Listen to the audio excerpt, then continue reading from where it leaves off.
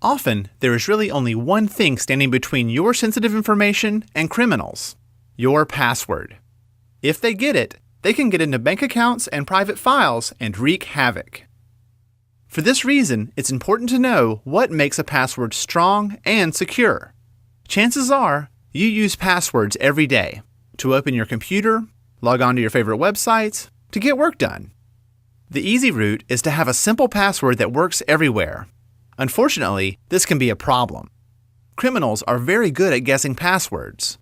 Some have computer programs that can make millions of guesses until something works.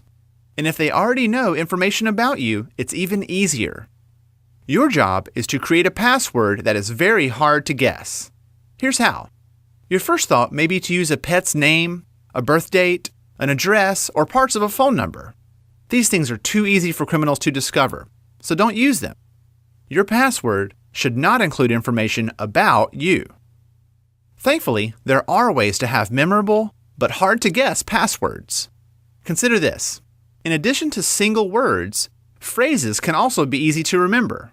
Maybe it's a favorite song lyric or quote. An example is, Jack and Jill went up the hill.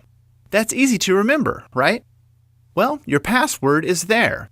It's the first letter of each word. In this example, this would be your password. That's not something that's easily guessed. Here's why. First, it's not in the dictionary. This makes guessing it harder.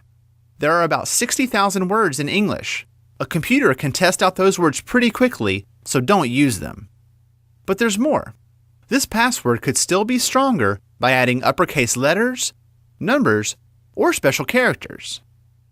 So now this is a very strong password, but there's still a risk. If you write it down, be careful where you keep it.